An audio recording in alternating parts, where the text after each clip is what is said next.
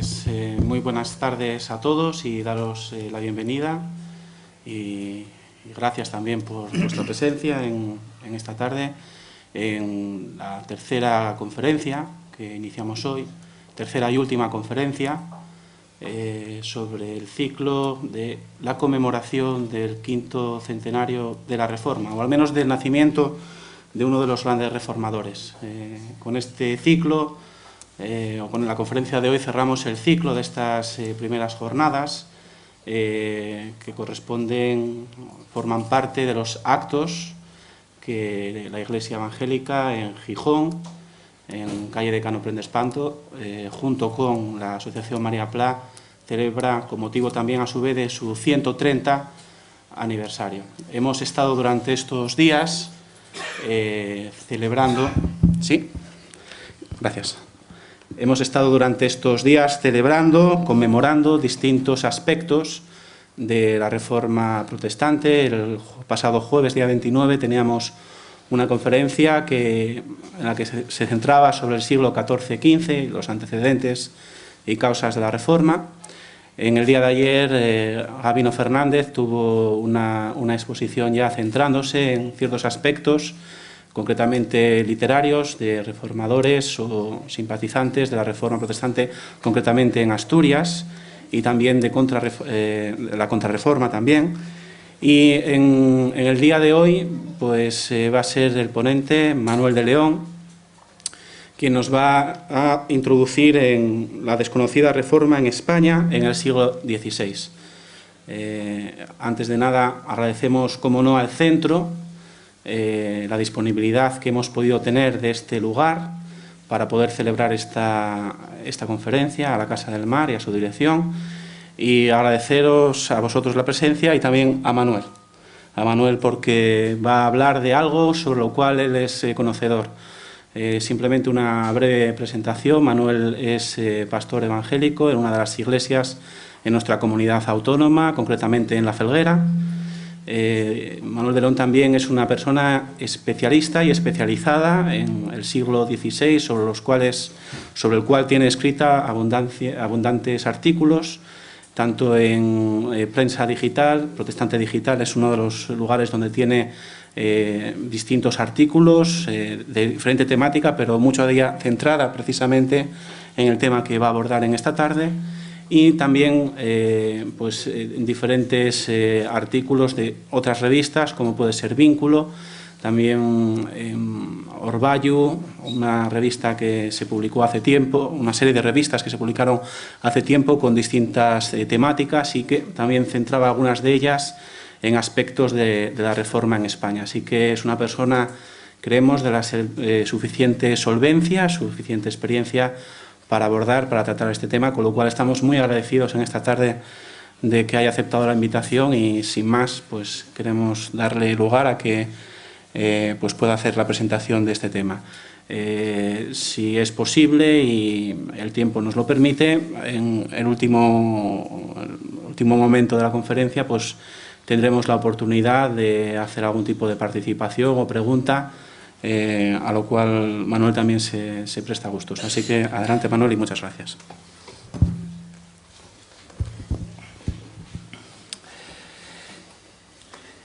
Después de bastantes años ya pensando e indagando e investigando sobre la Reforma, me he dado cuenta que soy un perfecto ignorante. Pero en el país de los tuertos, el de los ciegos, el tuerto es el que más ve. Entonces, algunas cosas sí que me he dado cuenta, y son las que les quiero traer en esta tarde. Es una conferencia atípica. Atípica porque me voy a fijar en aquellas cosas que nadie se ha fijado, o muy poca gente se ha fijado.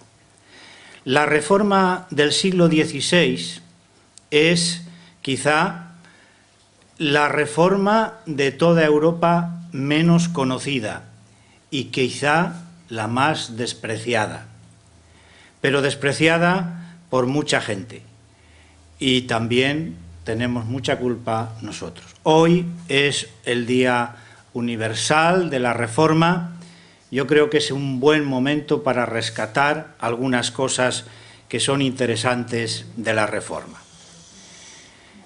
Como pueden ver ya en la primera diapositiva, tengo de entrada dos mujeres.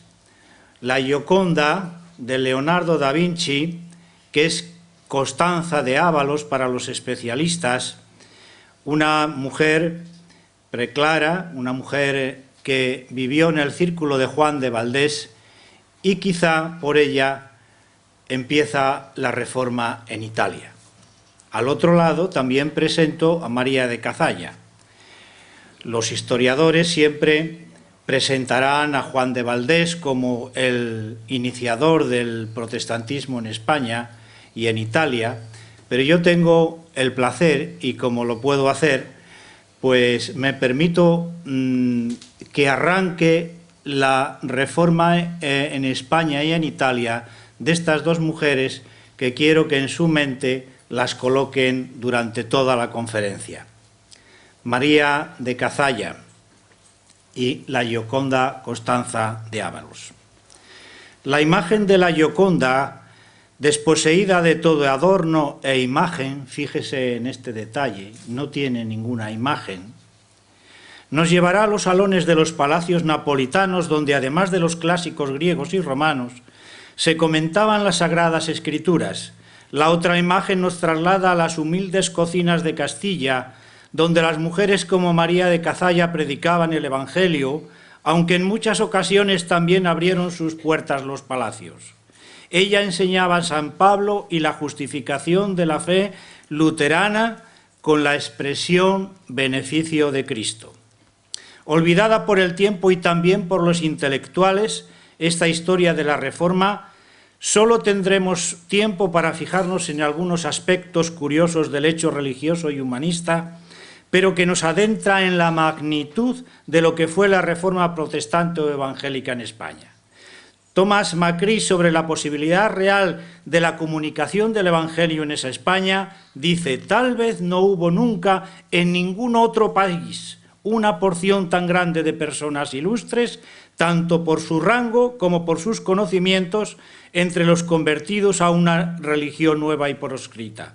Esta circunstancia ayuda a entender el hecho notable de que un cuerpo de disidentes, que no debió de bajar de las 2000 personas, diseminadas sobre un extenso territorio y vagamente relacionadas entre sí, hayan podido comunicar sus sentimientos y realizar reuniones privadas durante una cantidad de años sin ser sorprendidos por un tribunal tan celoso y vigilante como el de la Inquisición. Para que ustedes se den cuenta, en Sevilla el núcleo de luteranos fue el más importante, quizá, yo creo que no fue el más importante, creo que fue el de Aragón, pero sin embargo se mantiene esta idea. Para algunos estudiosos, los 130 procesados en los dos autos de fe de 1559 y 1560 podrían tener una influencia en unas 800 personas, según González Raposo en su libro del 2007.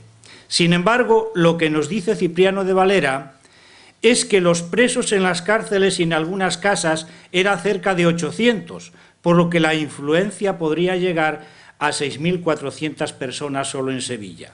800 fueron los que por la religión fueron entonces presos en Sevilla, cosa que asombró a los inquisidores, dirá Cipriano de Valera.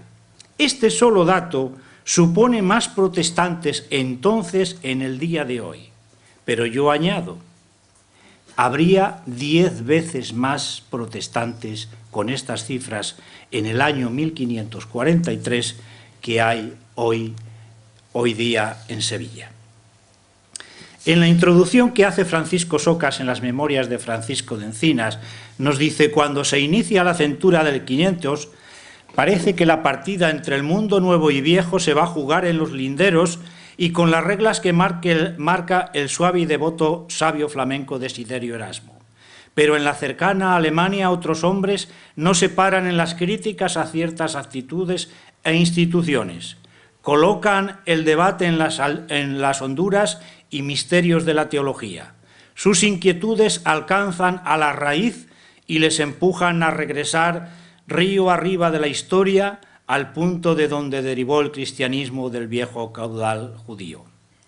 La Reforma en España no fue un episodio pasajero como fue la Guerra de las Comunidades o congregaciones comuneras, que supuso solo un año de revolución al estilo de Alemania, aunque por otros motivos. El movimiento de la Reforma en España es eminentemente aristocrático y evangélico, pero de la misma fortaleza que en Alemania, Francia o en los Países Bajos, y duró más de un siglo. La duquesa de Francavilla, la Gioconda, desde 1520 a 1530, había atraído hacia sus salones y su belleza a los hombres más cultos y las mujeres más inteligentes. A su lado y en el mismo entorno cultivado y aristocrático estaban las hermanas Juana de Aragón Colonna, María de Aragón de Ávalos, sus cuñadas Victoria Colonna y Julia Gonzaga, mujeres de parecida vida y misma espiritualidad, la evangélica. Ellas pueden ser los símbolos de la Reforma en Italia y en España. Olvido del movimiento evangélico.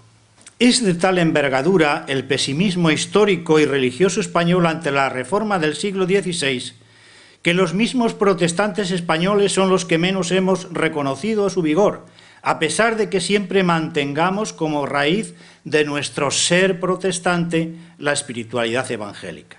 La historia del protestantismo español se ha ocultado y velado a pesar de que la primera historia de la Reforma en España, Artes de la Inquisición, escrita por el calvinista Reinaldo González Montes, fue de las más publicadas en Europa. No hablaré de los intelectuales españoles que en tantas ocasiones se han olvidado de su deber de investigar con independencia y se han puesto al servicio de una cultura político-religiosa que les favorecía para negar unas veces y olvidar otras el legado histórico de la Reforma de España. Sin embargo, el poder de persuasión intelectual de algunos como Menéndez y Pelayo, que consideró a la Reforma de España de mero episodio curioso y de no grande trascendencia, fue seguida por muchos. La frase lamentable de Ortega y Gasset, quizás el pensador más brillante, es totalmente falsa. La característica de España no es que en ella la Inquisición quemase a los heterodoxos, dice Ortega y Gasset, sino que no hubiera ningún heterodoxo importante que quemar. Cuando ha habido alguno se iba fuera como Servet y era fuera donde lo quemaban. Frase maliciosa y falsa, pues las hogueras de la Inquisición no se encendieron en España para iluminar, sino para apagar el fulgor y las inquietudes de muchos hombres de ingenio de la modernidad. La hoguera de Servet no puede ocultar el bosque de hogueras que durante más de 3 siglos dejaron a la España en la más lamentable ruina moral, espiritual, política y económica. Aún hoy, Miguel Jiménez Monteserín dice en este mismo sentido: españoles y extranjeros, hermanados accidentalmente por un mismo calificativo penal, componen 2 grupos sociales e incluso ideológicos para los que el rasgo más común era solo este: resultar ser hombres declaradamente vulgares. Nosotros nos oponemos a estas interpretaciones y entendemos que no solo hubo personas de capacidades grandes, sino incluso genios en muchas disciplinas, como veremos en esta conferencia. Tiempos de crisis o encrucijada en el siglo XVI. No voy a pararme aquí, simplemente decir lo siguiente. En 1492 fueron expulsados los judíos de España.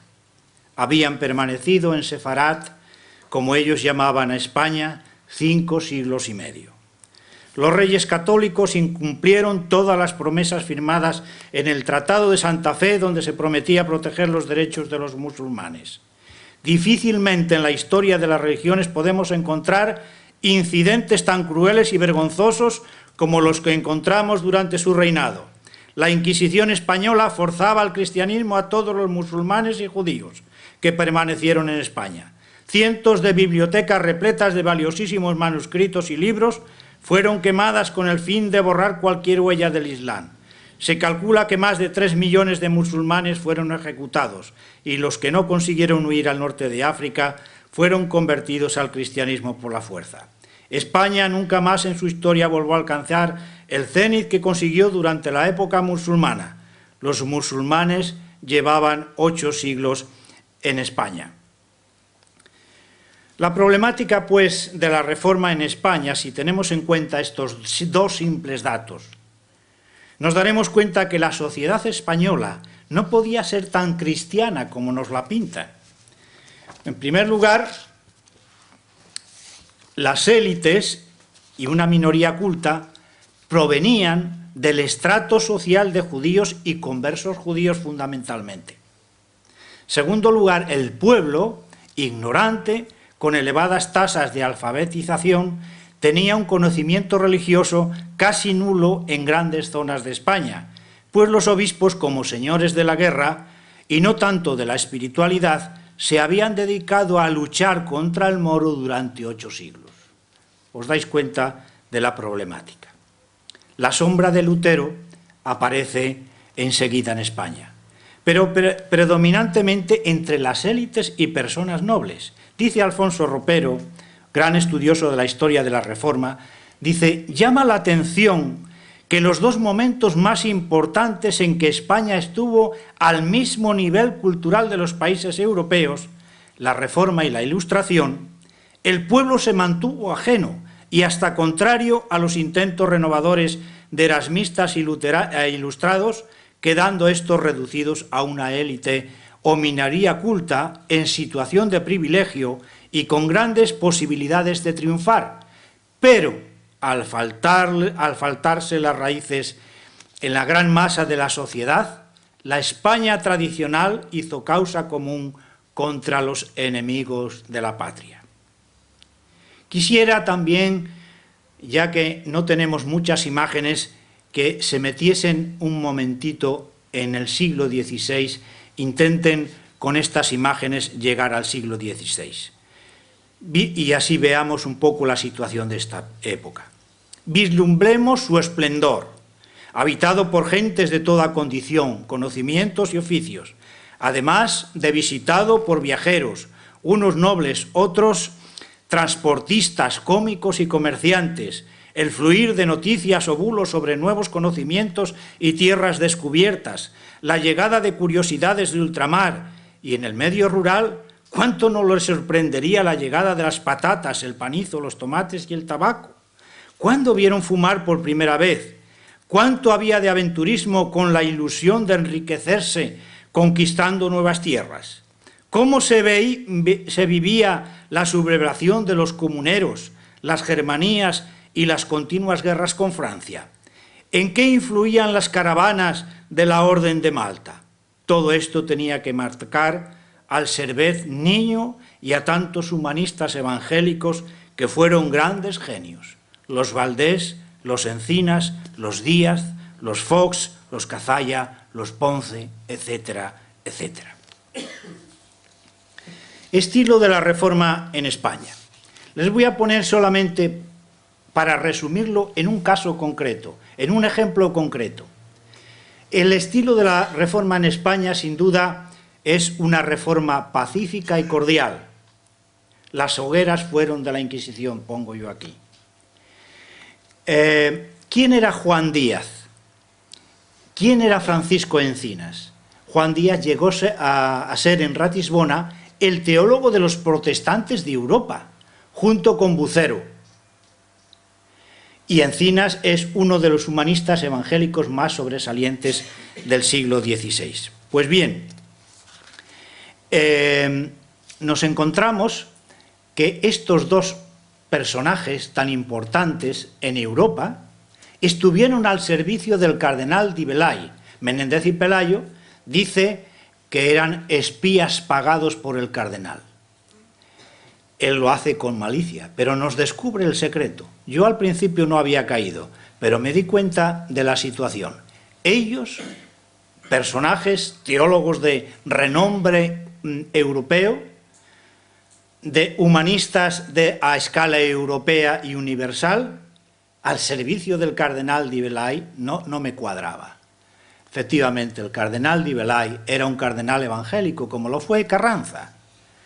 Y este hombre, al final, siempre defendió a los hugonotes y al final dejó de ser cardenal. Por consiguiente, esta aversión que se tenía de los reformados contra los papistas no ocurrió en este caso. La Reforma española fue una reforma conciliadora. Es una reforma que fue pacífica y cordial. Fueron los primeros y quizá más importantes momentos del ecumenismo, más que el ecumenismo presente hoy. La situación religiosa del siglo XVI la han pintado de esta manera de colores. El azul es de luteranos, el marrón de calvinistas y tal, pero yo quisiera que borraran esta imagen. Esto fue después de 30 años de luchas, de 30 años de guerras de religión, y pongan toda Europa, pónganla sin ningún reparo, pónganla toda de azul. Porque la reforma en España entró en Europa, entró en todos los rincones.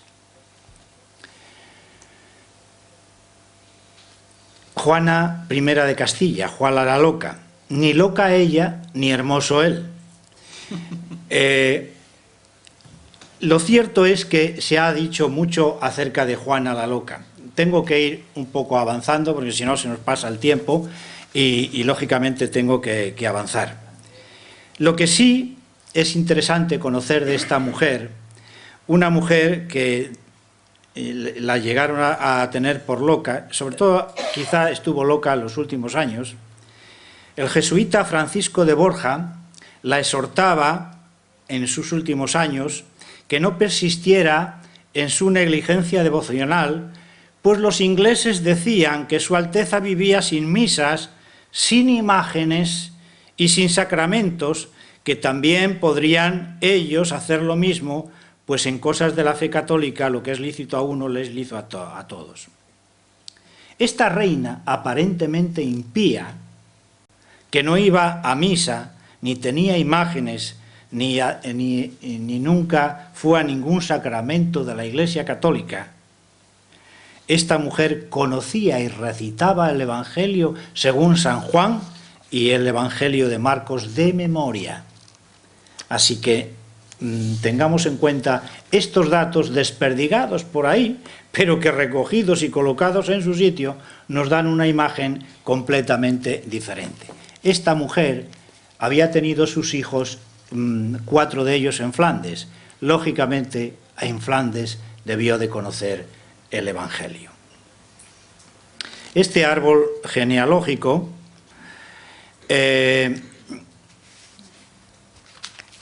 lo único que tiene de mérito es que sepamos que de Felipe el Hermoso y de Juana la Loca, que acabamos de ver, hay 6 hijos, entre ellos Carlos V, y de estos 4 hijos estuvieron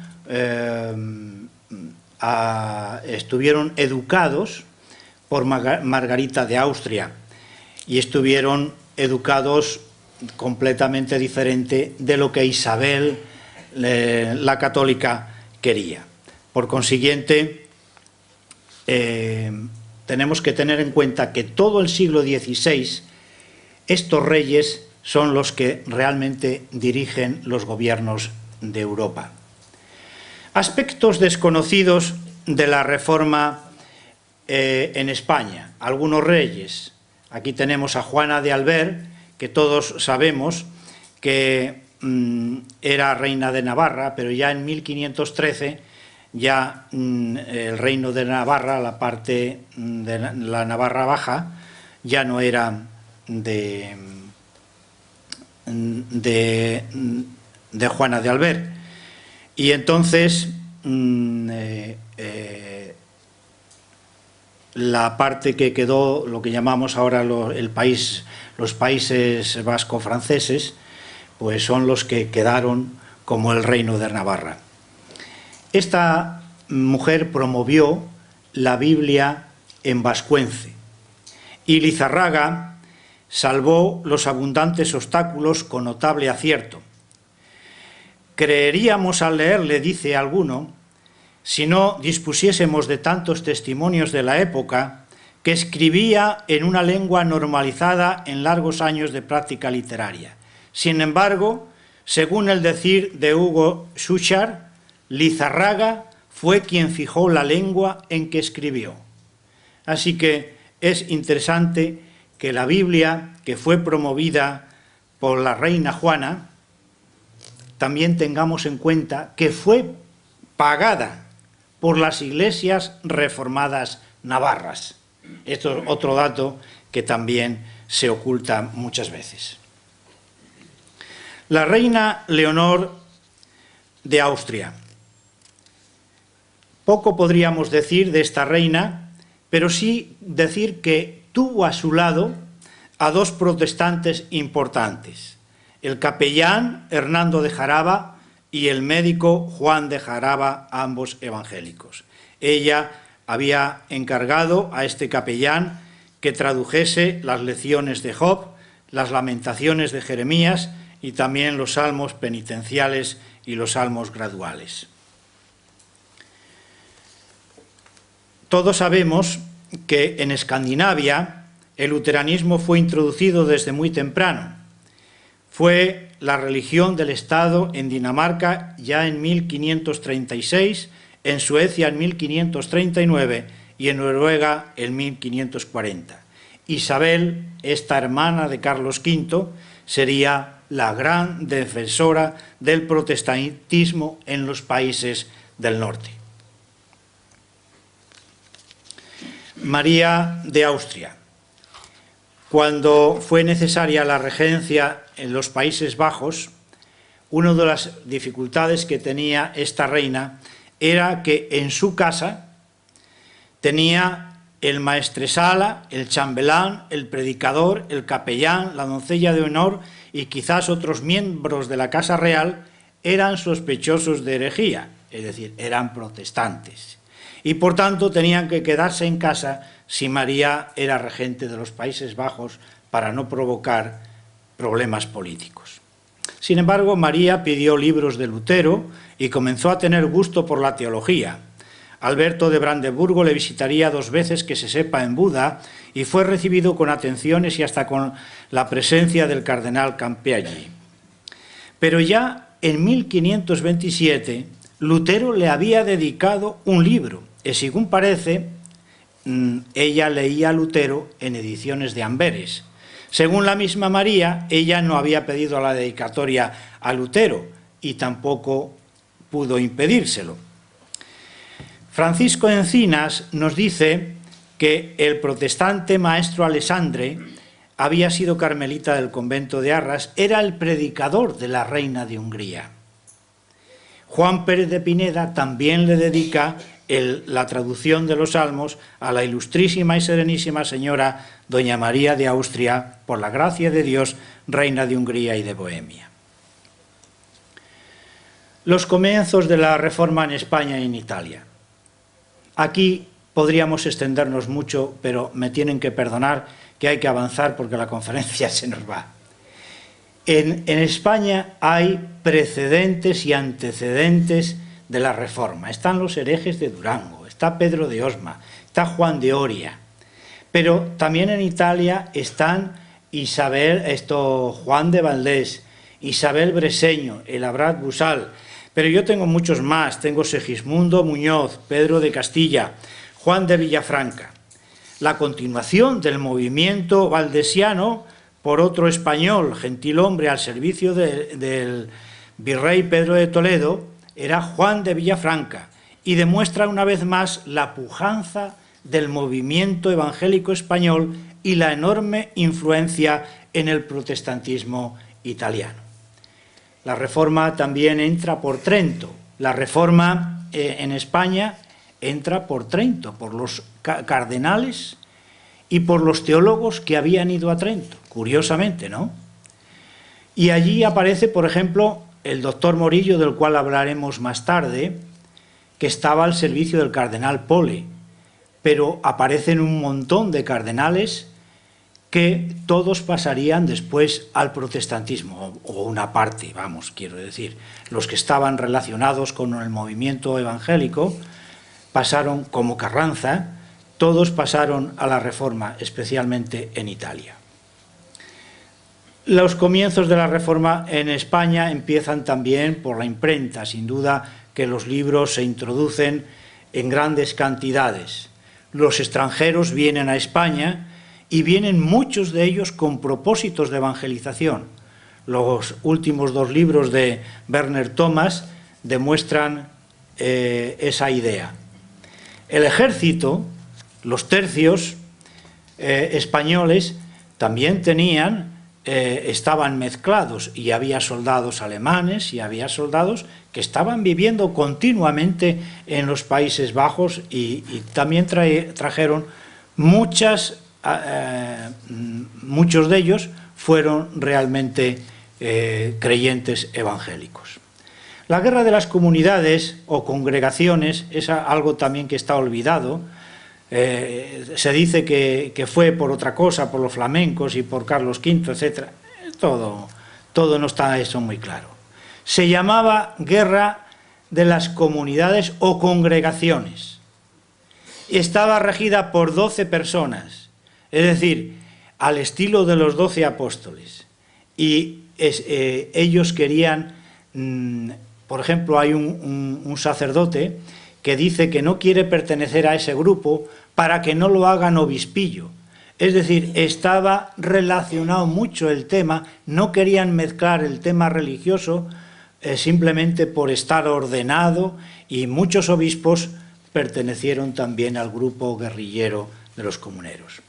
La Reforma cisneriana también influyó para que hubiese muchas personas que introdujeron la Reforma con facilidad en España.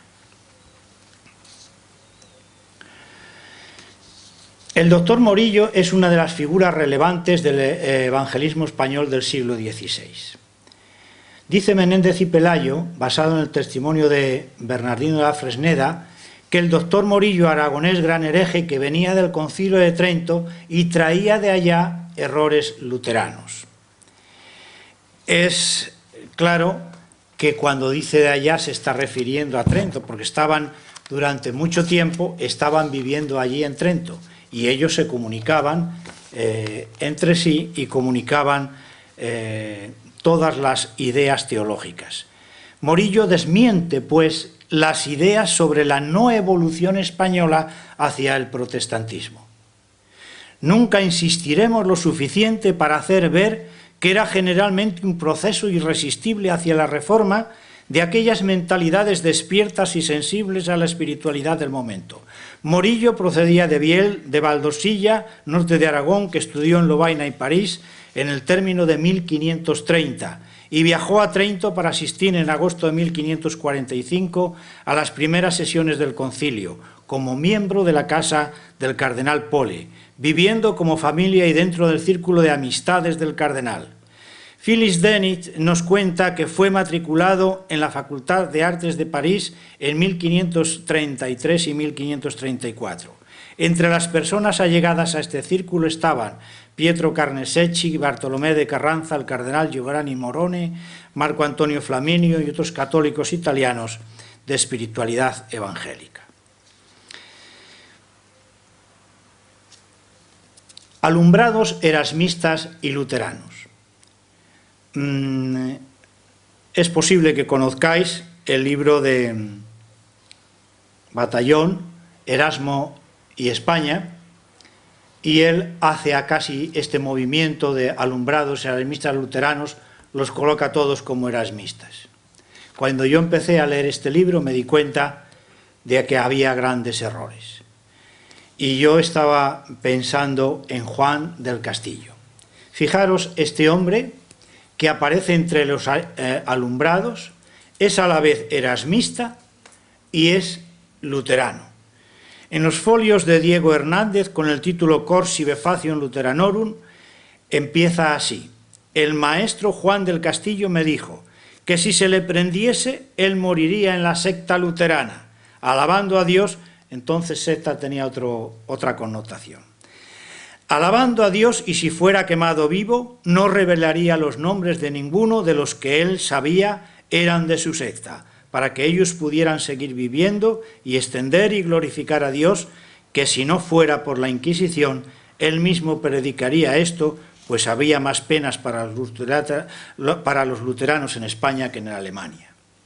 Esto mismo, como lo hizo también Juan López de Celaín, que se dejaría quemar y moriría también en la misma situación.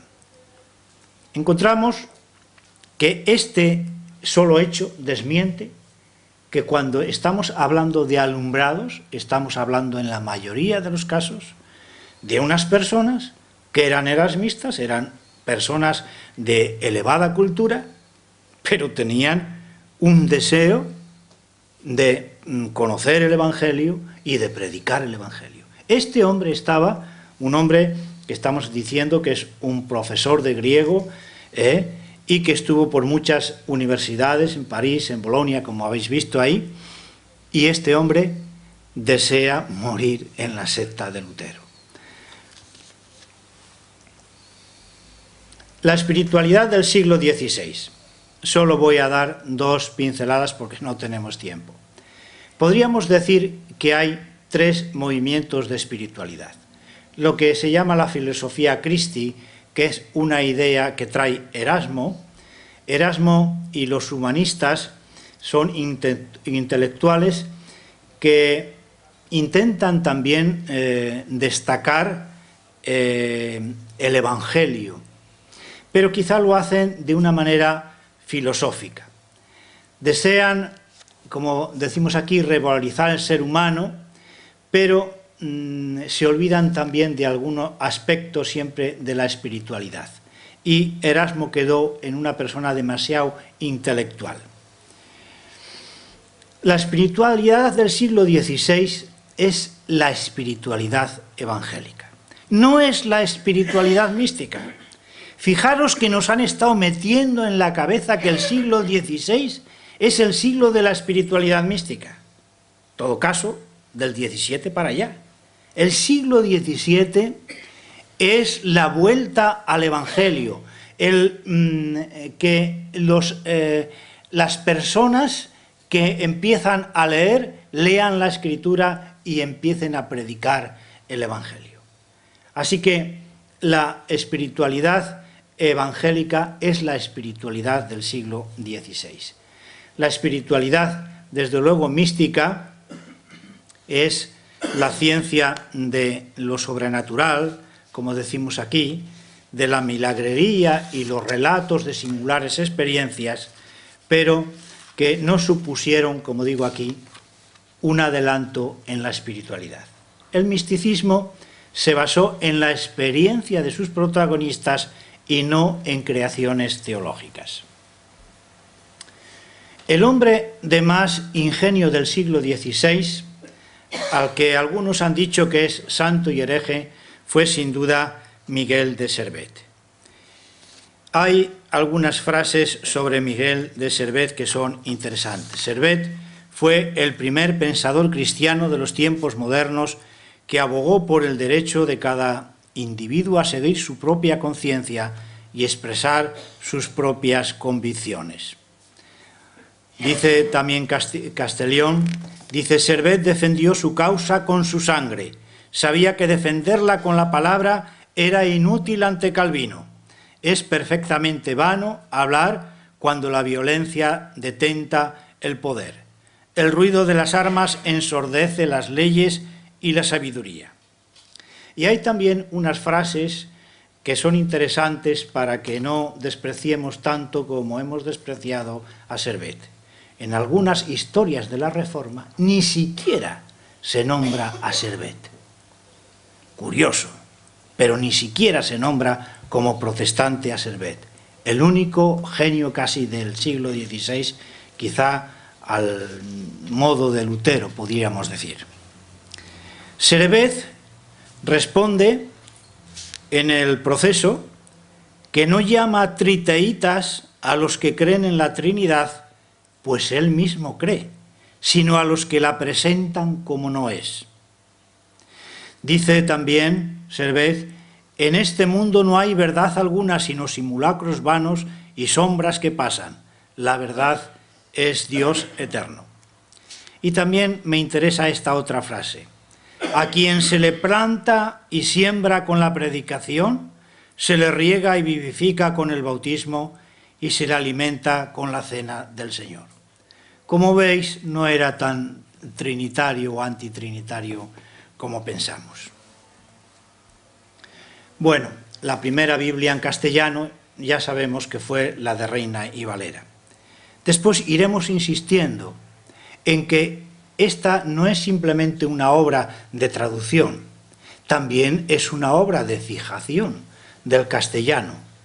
Había grandes méritos en otros traductores y, lógicamente, Casiodoro de Reina había bebido de Francisco de Encinas, de Juan de Valdés, quizá de Juan Díaz y Juan Pérez de Pineda. La Biblia del rey Jaime, la Biblia King James, ¿qué tiene que ver esto con la Reforma en España? Pues curiosamente, uno de los traductores hebreos es Adrián Sarabia.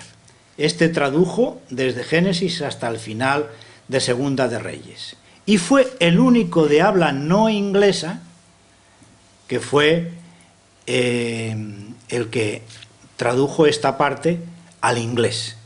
O sea, como veis, tenemos hebraístas protestantes dentro del campo de otras naciones y que, sin embargo, este hombre tuvo, el padre era español, la madre creo que no era española, y su padre murió también a manos de la Inquisición. El primer libro científico.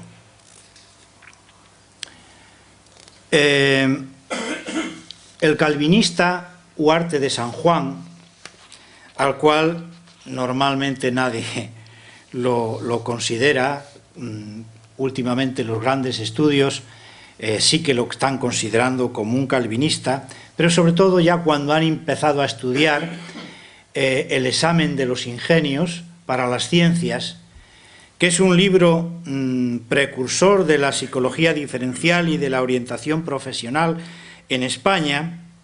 Este médico y filósofo español aparece ya como una figura netamente calvinista. El primer libro de las plantas. ¿Por qué saco yo este libro aquí de Juan de Jaraba, médico y traductor? Él traduce este libro, pero no es una mera traducción.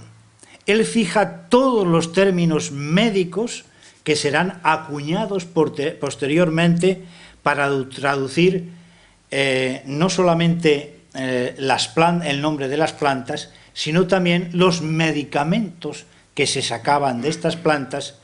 La terminología en español sale precisamente de este libro.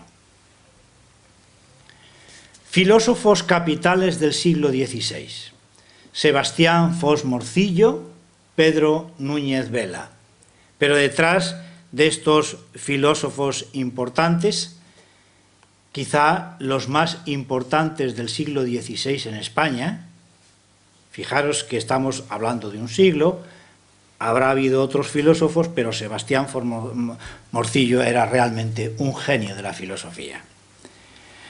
Está también Servet, está Huarte de San Juan, está Miguel de Montserrat, Juan de Jaraba y tantos otros, quizá también Pedro de Galés, que brilló a la altura de Causabón, de Cujas y de Arias Montano.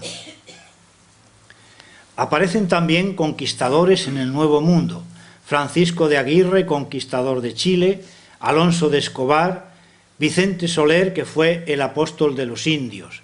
Este hombre fue fraile agustino valenciano, predicador calvinista a los naturales del Brasil, y estableció las misiones holandesas allí. Así que, como veis, hay una cantidad de gente olvidada, casi estaba desconocido. Yo he sacado 40 y tantos protestantes en el Nuevo Mundo, pero es interesante lo que dice también Werner Thomas a este respecto, que considera que una de las causas de la poca penetración del protestantismo en la península, Werner Thomas es un católico de la Universidad de Lovaina, y entonces está intentando decir que hubo poca penetración del protestantismo en España. Pero me alegro que lo diga usted. Y entonces fijaros que dice: América alejó de España, sobre todo en los años 1520, un sector de la clerecía con ideas extremadamente reformadoras y bien consideradas, bastante cercanas al protestantismo.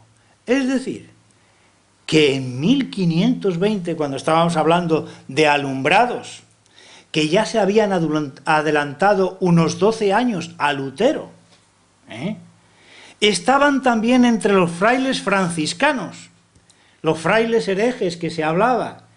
Pues este hombre, que conoce bien el tema, descubre que ya en el año 1520 estos tenían ideas reformadoras bastante cercanas al protestantismo. Dice que los alejaron para allá, para América, y los que quedaron aquí no lo dice, pero esta es una realidad.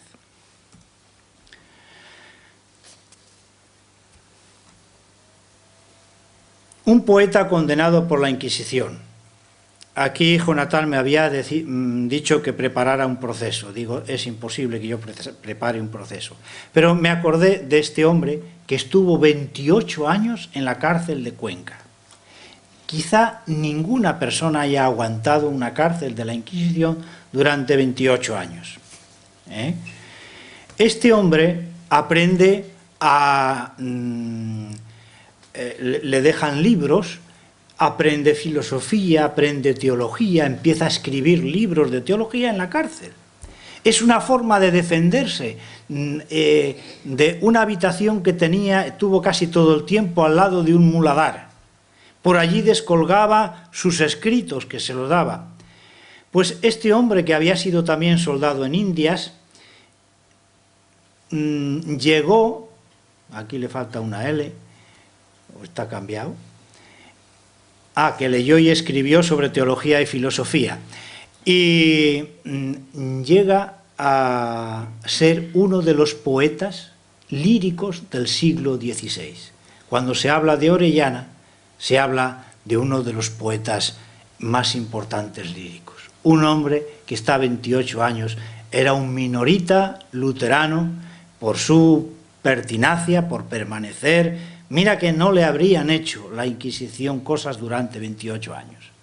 Y este hombre permaneció y murió en la cárcel de Cuenca como un verdadero poeta, y como dice algún pensador, dice: todo esto viene a demostrar que no solamente las grandes figuras tienen cabida y lugar 4 siglos después de la Reforma del siglo XVI, sino que la historia rescata como justo tributo a quienes de una forma u otra contribuyeron a su cambio. El otro día me hicieron, aunque sea mal decirlo, me dieron un premio porque presenté un relato sobre la figura de Pedro de Orellana.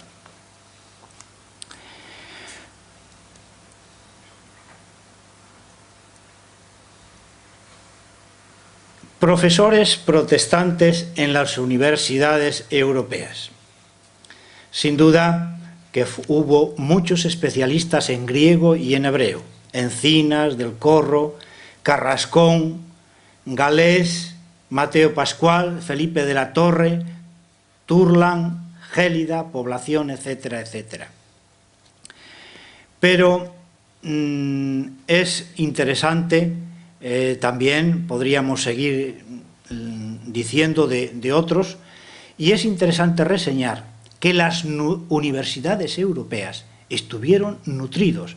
Especialmente eran apreciados los hebraístas españoles porque provenían del estrato judío y lógicamente conocían muy bien el hebreo. Pero también hubo mucha gente que conocía muy bien el griego. La fijación y esplendor de la lengua española. Algunos se extrañarán. ¿Qué hicieron los protestantes? ¿Qué aportación tuvieron los protestantes? Pues permitirme que con orgullo diga que prácticamente toda.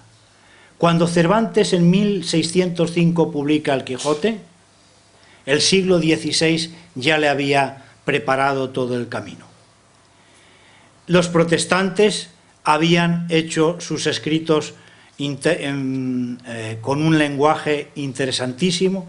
Las artes de la Inquisición tiene una rapidez y otros libros, el diálogo de la lengua, la gramática de Villalón, la gramática de Antonio del Corro, la gramática de Juan de Luna, la gramática también vasca de Jacques de Vela y Pedro de Urté, que fijan también el vasco.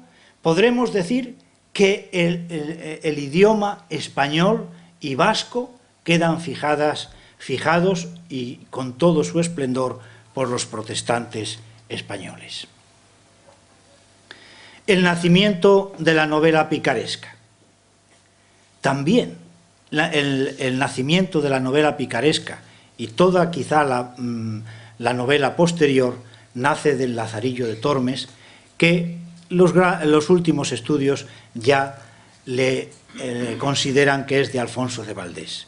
Pero sin duda la segunda parte del Lazarillo, la de Juan de Luna, es también una parte que se ha maltratado y, sin embargo, ya apuntaba Menéndez y Pelayo que el Lazarillo de Luna cuenta bien, con chiste y con ligereza y con brío. Pero dice Morrow que la segunda parte del Lazarillo de Tormes de Juan de Luna tiene mucho más que ofrecer que su lenguaje. Está muy lejos de ser una simple corrupción de un clásico, como se ha dicho muchas veces. Es un precioso documento histórico y literario que nos presenta los sentimientos de un marginado protestante del siglo XVII y nos ofrece muchos aspectos valiosos y dignos de ser estudiados, como puede ser el papel de la mujer en la sociedad de su época, la sexualidad imperante, el sarcasmo, la sátira, la ironía y el humor y la interpretación que hizo Luna del primer Lazarillo. Así que estamos realmente encantados de que en los últimos años hayan aparecido críticos más abiertos y objetivos, los cuales han empezado a tomar la obra y la reforma en serio, y esperamos que aparezcan otros que le den el mérito que merece también al Lazarillo de Luna. Este año es cuando se publica el Lazarillo, la segunda parte, cuando Juan de Luna, clérigo, se hace clérigo protestante y predicador en la Mercer Chapel, y donde se lamenta al principio de la subvención que no podía mantener a su mujer y sus 6 hijos. 3 años después será pastor de la Iglesia italiana en Londres. Digo esto porque Menéndez y Pelayo se preguntaba si era protestante el autor Juan de Luna. Y claro que lo era. En 1635 se casan 2 de sus hijas y a partir de ahí parece perderse definitivamente el rastro del profesor que creó aquellas galerías caricaturescas de personajes alrededor de un ciego y su Lazarillo, que dejaban al desnudo al clérigo, al vendedor de bulas y a todos los males que denunció la Reforma. El libro iría a los índices inquisitoriales como no podía ser menos. Acabamos con esta frase que quiero que nos quede en la cabeza. El mundo solo erige altares a las víctimas que se ha sacrificado. La historia de la humanidad es la historia de los mártires. esta debería de ser así esta frase. Quizá se ha hecho de al revés. La historia la han hecho los vencedores, pero sin duda que la historia de la humanidad es la historia de los mártires. Pues muchas gracias, Manuel, por la exposición. Ha sido rigurosamente puntual. Creo que tenemos tiempo suficiente por si alguien considera oportuno hacer algún tipo de pregunta. Puede levantar la mano y le daríamos paso. La primera es siempre la que más cuesta. ¿Hay una pregunta? ¿Sí? Bueno, quizá el hecho de algunos personajes que aparecen ahí, muchos de ellos son de los jerónimos huidos de Santiponce. Entonces, es interesante si podía remarcar un poquito más eso, Andrés del Corro. Sí. He tenido la mala idea de procurar no resaltar, porque cuando estuvimos en el Congreso sobre la reforma en España y las libertades en Sevilla, solo se hablaron de 10 personajes evangélicos. Y yo dije, con 10 personajes evangélicos, ¿cómo vamos a presumir de reforma en España? Si yo llevo escritas unas 1500 páginas y estoy empezando.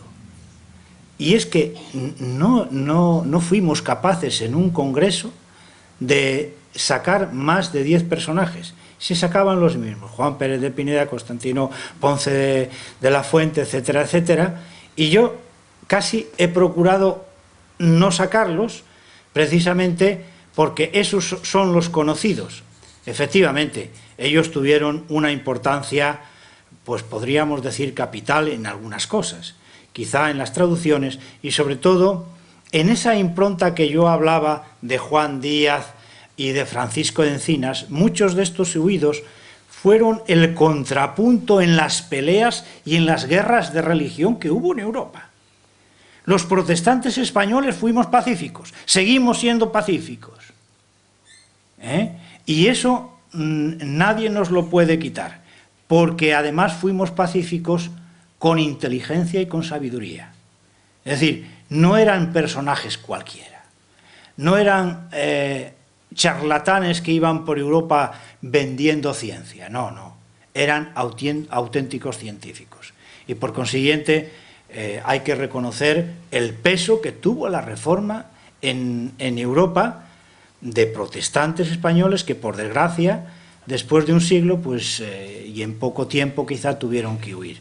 Pero durante un siglo, el siglo XVI, entre alumbrados, erasmistas y luteranos, podemos decir que la Reforma estuvo un siglo. No fue un año como las comunidades. Todo el mundo habla de la guerra de los comuneros. Fue un año. Estamos hablando de un siglo. La Reforma, siempre las mentalidades tienen que tener influencia. Y aunque no lo podamos apreciar, de alguna manera ha tenido que influir la Reforma. Y hemos visto que de alguna manera, tanto en lo religioso como en lo humanista, también influyó. Una pregunta. Con lo poco que sabemos, estudiamos hace poco con todo lo que nos estás diciendo, hablas también de esa paz que hubo, ese movimiento pacifista que había en España, pero por ejemplo también desconocemos mucho de otros actos no tan dignos. No sé si se puede hablar también de una mini inquisición protestante, que a veces nos atacan con esas cosas, esto también de Calvino y Lutero, pues que hay cosas también de las que tampoco podemos estar demasiado orgullosos. Sí, el siglo XVI es intransigente. Tiene una belleza sin duda excepcional, el siglo XVI, pero tiene también el tema de la intransigencia. Intransigencia que también se transmitió a los protestantes de Europa, no tanto a los españoles, que fuimos auténticas víctimas, es decir, fuimos como corderos al matadero. Es decir, la historia, a las artes de la Inquisición demuestra la finura con que los edictos de gracia hacían que la gente hiciese que los hijos hablasen contra los padres, etcétera, etcétera, y dijesen todo aquello que después los confesores transmitían y la Inquisición indagaba por todos los lados. Así que nosotros aquí en España fuimos auténticas víctimas. Pero de alguna manera la intransigencia también estuvo en muchos lados protestantes. Pero hay que pensar en una cosa. Ayer se hablaba de Pedro Menéndez de Avilés. Yo tengo ese libro cuando fue a Florida y fue cortando cabezas por todos los lados.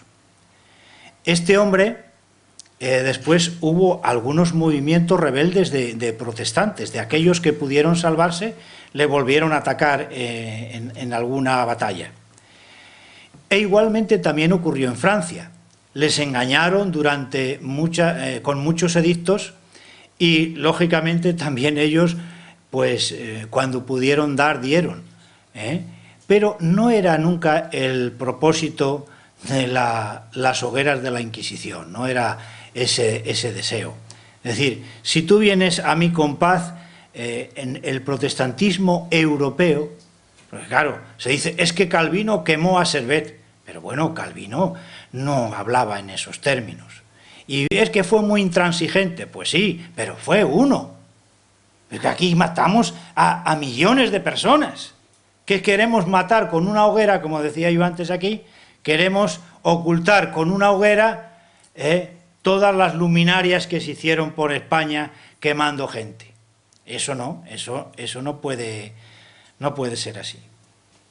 Servet tiene una estatua en Ginebra. Sí, es cierto que es un reconocimiento a Servet y sobre todo es un acto de contrición por parte de aquellas iglesias de Ginebra que apoyaron la solicitud de Calvino.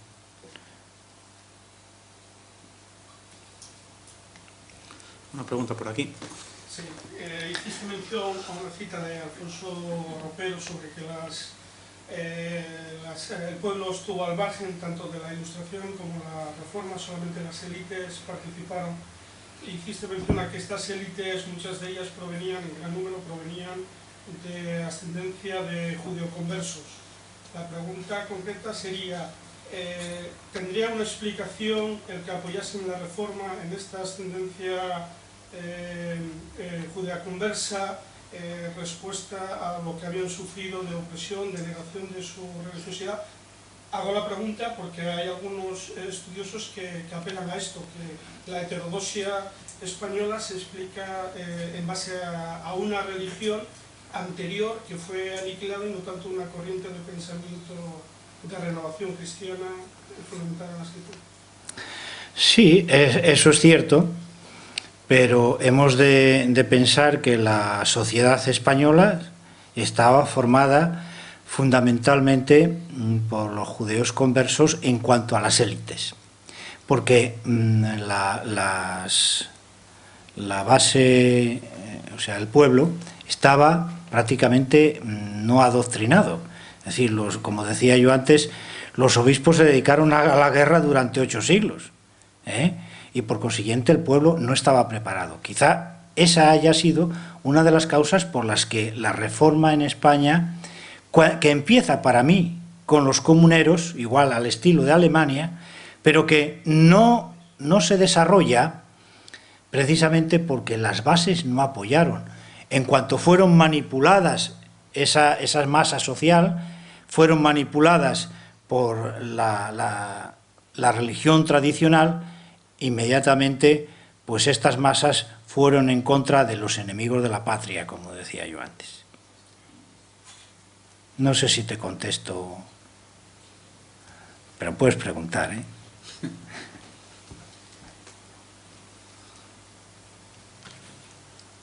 No sé si hay alguna pregunta más.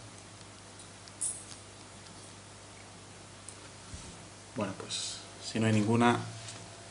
Vamos a despedir este acto agradeciendo nuevamente la presencia de cada uno de ustedes y, como no, la de Manuel de León por la exposición, por las respuestas que nos ha dado. Citaba él al principio a un autor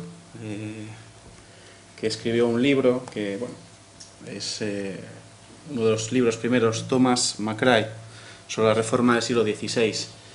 Y un libro que fue escrito en 1829 en Edimburgo y que aguanta muy bien, diría yo, el paso del tiempo. Y no me resisto a citar una frase para despedir este acto, no del autor, sino de quien hace el prólogo a este libro, Adam Sosa, una introducción, un prólogo que está escrito en 1942 y creo que es una fecha significativa, 1942.